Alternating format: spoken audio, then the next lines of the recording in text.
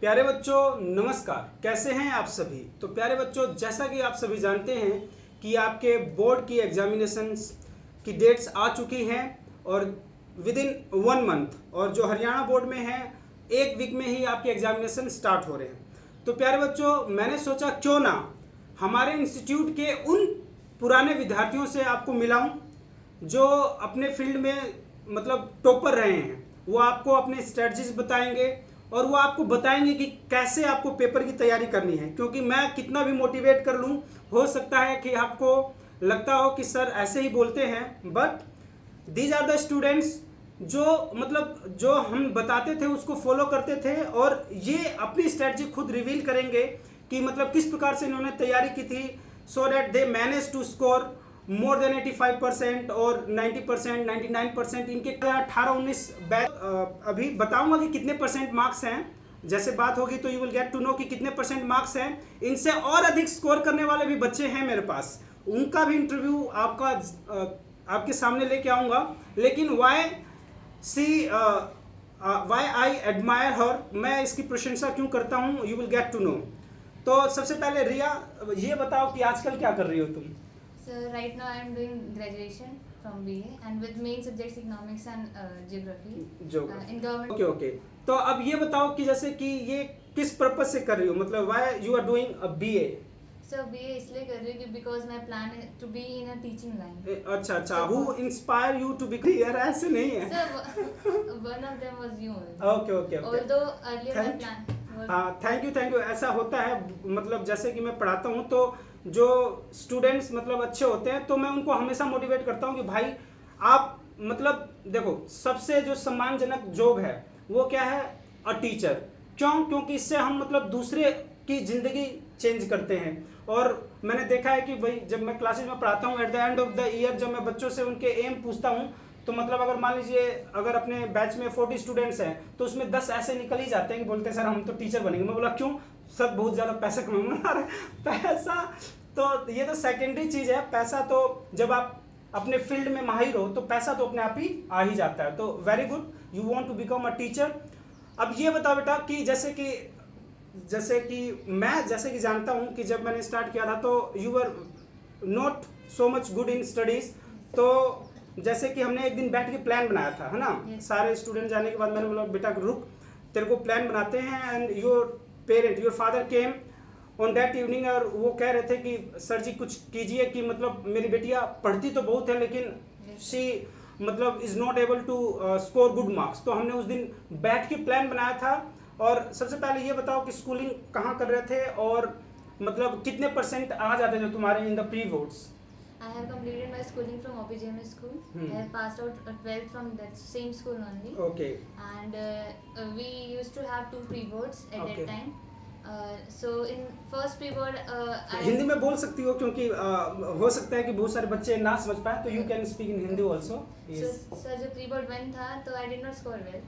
उसमें just average marks आए थे, 50% अप्रॉक्स थे, 50% अप्रॉक्स। वो भी मैथ्स और में तो पासिंग मार्क्स थे ही, वो तो बाकी सब्जेक्ट्स को मिला के थे। और फिर प्री-बोर्ड मैथ्स और साइंस में वीक था, बहुत ज़्यादा क्वेश्चन वीक था मेरा। फिर प्री-बोर्ड 2 में भी वो 50 थोड़ा सा इंक्रीज हो के 53 या 55 के अप्रॉक्स आया। सो मैं तो बहुत डरी हुई थी क्योंकि मैथ्स और साइंस दोनों मेरे प्री-बोर्ड 2 में भी मार्क्स अच्छे नहीं थे। उसमें भी मतलब साइंस में तो फिर भी शायद पासिंग आ गए थे, बट मैथ्स में तब भी नहीं आए थे। तो उसके बाद फिर जो स्ट्रैटेजी बनाई, प्लान बनाया, उसको फॉलो किया स्ट्रिक्टली। यस एग्जैक्टली, मतलब उसको फॉलो किया था, ये तो मैं दावे के साथ कह सकता हूँ। क्योंकि देखो जैसे जो बच्चे आते थे, हम इसीलिए मशहूर हैं 2 काम के लिए, एक बढ़िया पढ़ाने के लिए, और ये जो स्टिक है ये हमेशा मेरे पास रहती है।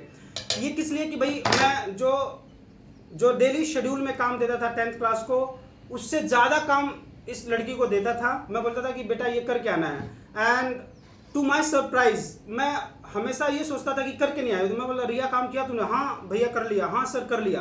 तो ये हमेशा एक पॉजिटिव एटीट्यूड रहता था। और हमेशा जो कहते हैं ना भाई, अगर आप अपने माता पिता और गुरु का कहना मानोगे तो आपको कहीं पे भी मतलब मुंह की नहीं खानी पड़ेगी। तो हमेशा ये काम करके लाती थी। और जैसे कि बच्चों की परीक्षाएं होती हैं, लेकिन सबसे ज़्यादा जो बेचैन होता है, सबसे ज़्यादा जो चिंतित होते हैं वो होते हैं टीचर्स और उनके माता पिता। तो जब इसकी परीक्षाएं अभी आती नहीं थी तो 2-3 बार मैं घर पे कॉल पहले ही कर लिया था कि जरा बताइए कि भाई आ गई क्या रिया बेटा, कैसे पेपर हुए हैं। तो कहते हैं सर अभी आएगी और आते ही सबसे पहले आपसे बात करवाएंगे। तो ये आते ही सबसे पहले मेरे से ही कॉल करती थी और कहती थी कि भैया बहुत अच्छा हुआ। तो हमेशा इसने क्या किया कि वो स्ट्रेटजी फॉलो की कि जो गुरु ने कह दिया, स्कूल टीचर्स ने भी जो कह दिया, ऐसा नहीं कि भाई मैं इंस्टीट्यूट की बात कर रहा हूँ तो इंस्टीट्यूट नहीं, स्कूल टीचर्स ने भी जो कह दिया सिंसियरली से पढ़ती थी कि सर मेरे को इसमें दिक्कत है, इस वाले क्वेश्चंस को बता दो। तो एक प्रॉपर स्ट्रेटजी और प्लान के साथ इसने काम किया and she manage to score. कितना परसेंट आया था तुम्हारा? 85% आया था। तो आप सोच सकते हैं the girl who can not even manage to pass in mathematics and science in pre boards, और जब फाइनल जब बोर्ड्स हुए तो मतलब क्या कॉन्फिडेंस इसमें आया, किस तरीके से स्ट्रेटजी और प्लानिंग की कि इन्होंने 85% मार्क्स ले लिया। और आई थिंक तुम्हारे मैथ्स में कितने मार्क्स आए थे? 68 या 70। 68 आए थे। और साइंस में कितने आए थे? साइंस में भी मतलब 69 या ऐसे थे। साइंस में भी 69 ये, और इंग्लिश में? इंग्लिश में 92 थे। इंग्लिश में 92 थे। तो कहने का मतलब ये है कि देखो भाई डरना नहीं है। यदि आप डर गए तो समझ लो आप अच्छा अचीव नहीं कर सकते। 5 सब्जेक्ट्स हैं, 5। If you are weak in mathematics, if you are weak in science, कोई बात नहीं, बाकी के जो सब्जेक्ट्स हैं वो जैसे ये पांचों जब उंगलियां मिलेंगी किसी चीज को पकड़ना हो तो पांचों को ही ग्रिप बनाना पड़ेगा, तब जाके चीज पकड़ी जाती है। तो उसी तरीके से सारे सब्जेक्ट्स अपने अपने महत्व रखते हैं, लेकिन जिस सब्जेक्ट्स में आप कमजोर हैं वो बेहतर तरीके से कीजिए। आप वो बेहतर तरीके से यदि कर पाते हैं तो एट द लास्ट जो फाइनल आपका रिजल्ट बनता है वो हमेशा ही 85 क्रॉस करके ही जाएगा। And at the end of the day everybody ask कि भाई कितने परसेंट आए। Nobody is going to ask कि भाई मैथ्स में कितने आए थे तुम्हारे, साइंस में कितने थे, वो कोई नहीं पूछता। तो और मुझे ये बताओ बेटा कि और स्ट्रेटजी तुमने क्या अपनाई थी कि भाई with in a short span of time तुमने मतलब बहुत ही बढ़िया प्रदर्शन किया। क्या क्या तुमने मतलब किया? मेन 3 स्ट्रेटजीज थी कि हमारे एग्जाम्स फेब में होने वाले थे। हाँ। तो जनवरी में आई स्टार्टेड माय स्ट्रेटजी। जो 1 मंथ था वो मेरे लिए बहुत क्रूशियल था और वो पूरा 1 मंथ मैंने पूरा वो तीनों स्ट्रेटजीज को अच्छे से फॉलो किया था। हाँ। सबसे फर्स्ट था रोज सुबह 4 बजे उठना। Very good. क्योंकि ट्यूशंस भी आपने 5 o'clock कर दिया था। हाँ। जो कि सबसे बेस्ट पार्ट था एंड आई डोंट थिंक कि वो किसी इंस्टीट्यूट में होता है। Actually what happened at that time, उस समय हुआ क्या करता था कि I used to have my job in JSL Jindal में। मैं वहाँ पे इंजीनियर था तो वहाँ पे जॉब करता था। तो मॉर्निंग में शिफ्ट में मुझे 6 बजे वहाँ पे जाना पड़ता था कंपनी में। तो क्या करता था कि भाई समय मेरे पास रहता था नहीं तो बच्चों को मैं कह देता कि 4:30 बजे ही आना है, 5 बजे आना है।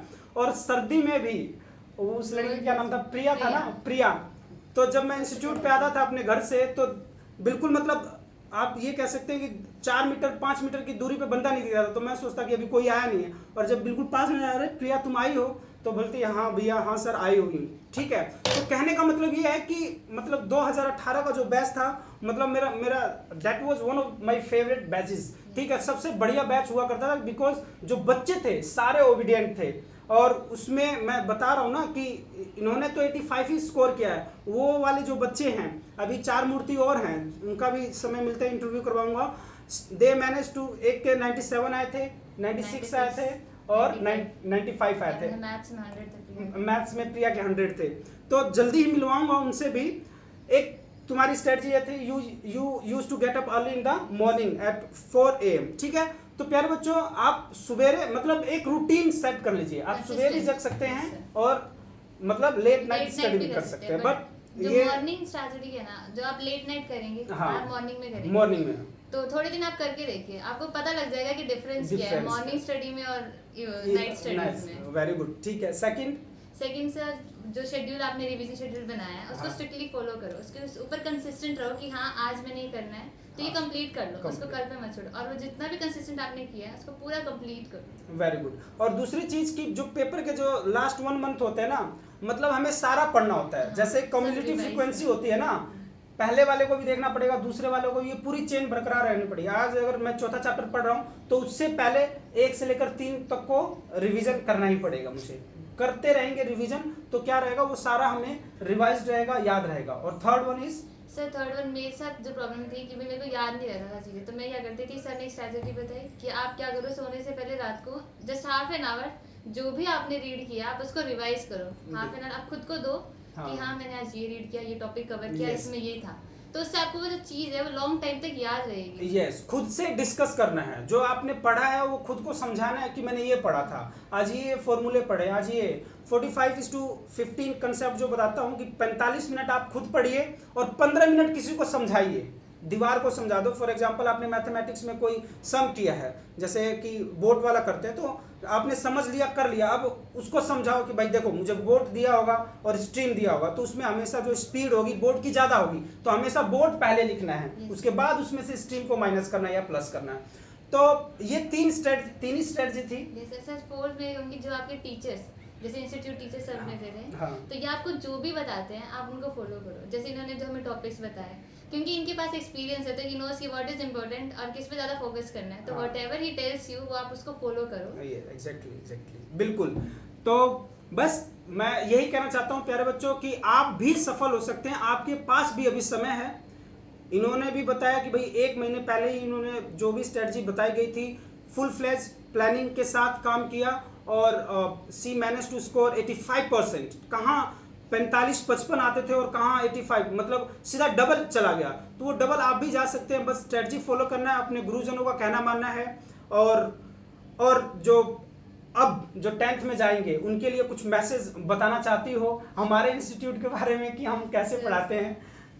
दिस इंस्टीट्यूट की जो बेस्ट थिंग है which I would like to tell is, जो सर हैं वो आपको सिर्फ टीचिंग नहीं कर आते, सर आपको आपके लाइफ में मोटिवेट करते हैं। बिकॉज मेरा बहुत बड़ा डाउनफॉल था, तो जिससे मेरा कॉन्फिडेंस काफ़ी लूज हो गया था, बट इन्होंने मेरे को इतना मोटिवेट किया कि मैं आज इस लेवल पे थी कि no I can score. Last moment तक इन्होंने मेरे को सपोर्ट किया, मेरे को शो किया, राइट पाथ शो किया, और वही जो हैबिट मेरी बनी ना, उसके बाद फिर 12th में आई स्कोर 90%, उसी हैबिट की वजह से जो मेरी पहले बन चुकी थी। बिल्कुल बिल्कुल। तो मैं फिर से वही कहता हूँ प्यारे बच्चों, आप अपने गुरुजनों और माता पिता का कहना मानिए, और ये मेरा तुम्हें पूरा आशीर्वाद है बेटा कि तू और भी आगे बढ़ती रहोगी, क्योंकि यू आर वेरी ओबीडियंट और बहुत सिंसियर लड़की है। मतलब मैंने आपको शुरू में बता दिया था कि मतलब सारे ही बच्चे अच्छे होते हैं, लेकिन जो मतलब कहाँ से कहाँ तक पहुँच गई और आगे भी ये बढ़िया कर रही है, और मुझे मतलब पूरा विश्वास है कि एक दिन ये मुझसे भी धाकड़ टीचर बनेगी। नाउ अभी MA क्या करना है तुम्हें? इंग्लिश में करना है ना? क्या MA ऑनर्स करना है, तो इंग्लिश में, तो साथ में ही हम दोनों पढ़ाएंगे।